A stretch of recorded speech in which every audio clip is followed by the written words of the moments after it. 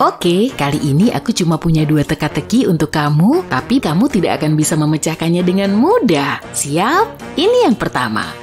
Jauh dari peradaban manapun ada sebuah pulau terpencil dengan 20 orang penduduk. Mereka lahir di sana dan sepanjang hidupnya mereka menyukai matematika yang membantu mereka menjadi ahli matematika yang sempurna. Sayangnya mereka dipenjara, dilatih untuk memenangkan Nobel dan mereka tidak bisa meninggalkan pulau itu. Sebenarnya ada satu cara, setiap penghuni pulau bisa mendekati penjaga di malam hari dan meminta untuk meninggalkan pulau. Jika penduduk pulau yang ingin pergi punya mata hijau, dia akan diizinkan untuk pergi.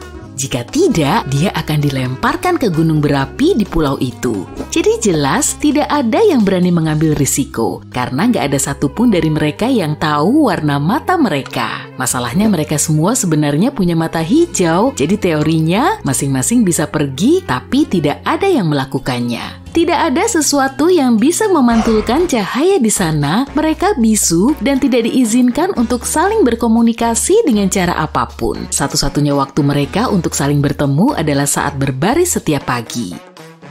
Aku berkesempatan untuk melakukan perjalanan ke pulau itu dan ikut ke dalam barisan. Aku bisa membuat pengumuman, tapi ada satu aturan ketat, aku nggak bisa memberitahu mereka informasi baru apapun, kalau tidak aku bisa dilempar ke gunung berapi. Tapi aku ingin sekali membantu mereka, jadi inilah yang kukatakan. Setidaknya salah satu dari kalian punya mata hijau. Berapa hari yang diperlukan bagi semua penduduk pulau itu untuk meninggalkan pulau setelah pengumuman tadi?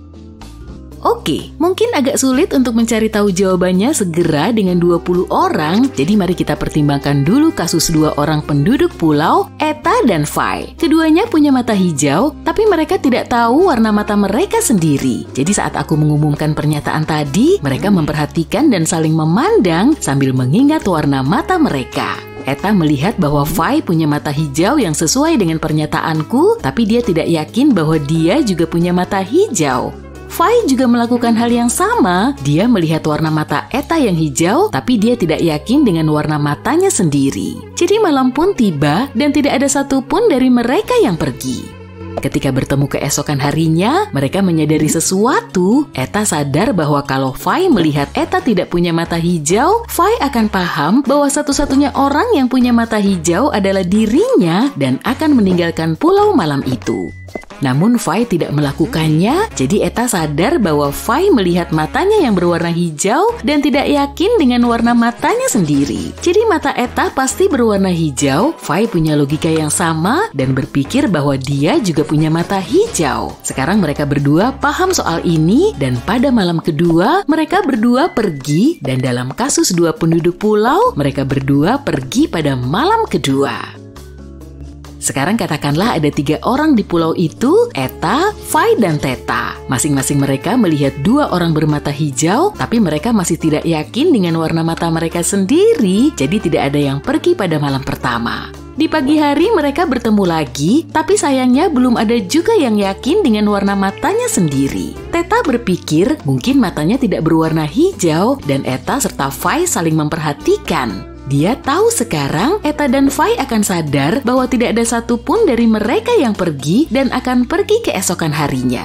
Ketiganya pun berpikir demikian dan sekali lagi pola yang sama berulang, tidak ada yang pergi. Malam kedua berlalu dan ketiga penghuni pulau bertemu di pagi hari ketiga. Jadi Theta sekarang yakin bahwa Eta dan Fai tidak hanya memperhatikan satu sama lain, tapi juga dirinya. Jadi dia pasti punya mata hijau. Eta dan Fai yang mengikuti logika yang sama juga menyadari hal yang sama. Jadi mereka semua berpikir bahwa mereka punya mata hijau dan pergi pada malam ketiga.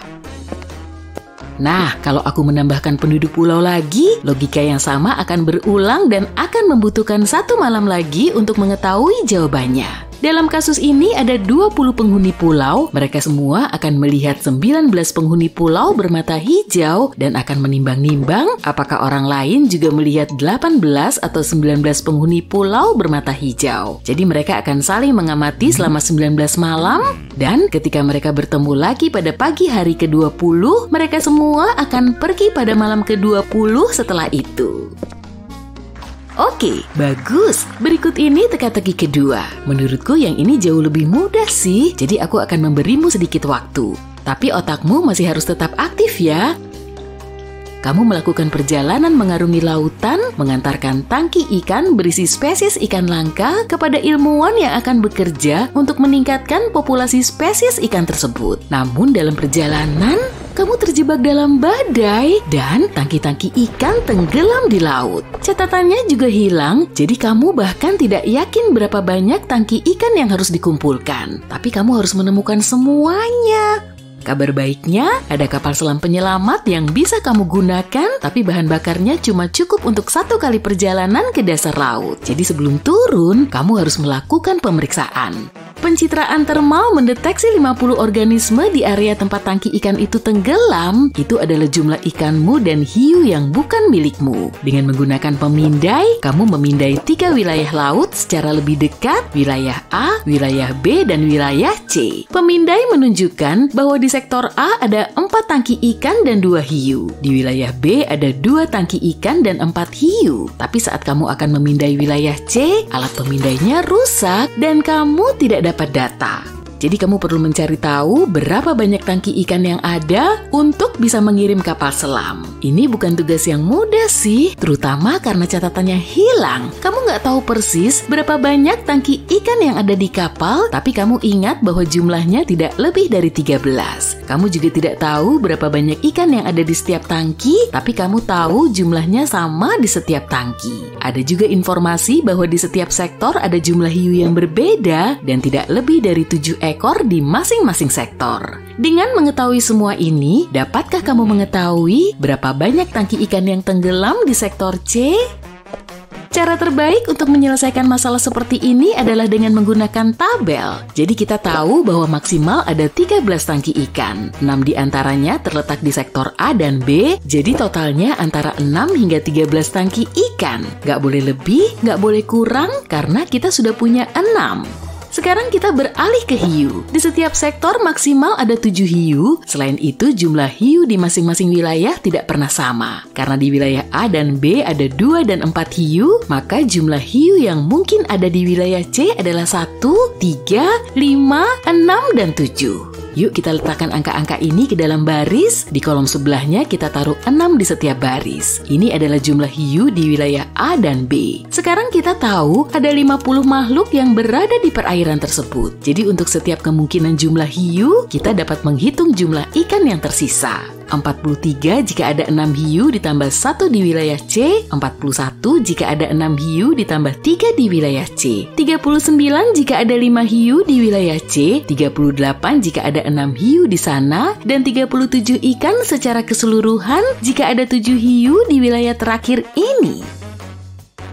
Oke, sekarang kita harus ingat bahwa jumlah ikan sama di setiap tangki. Jadi jumlah total ikan harus dapat dibagi dengan salah satu nilai yang mungkin untuk jumlah total tangki ikan. 43, 41, dan 37 adalah bilangan-bilangan prima yang tidak dapat dibagi sama sekali. Dalam kasus 38, kita butuh 19 tangki. Masing-masing berisi 2 ikan, tapi kita tahu bahwa jumlah maksimum tangki ikan adalah 13.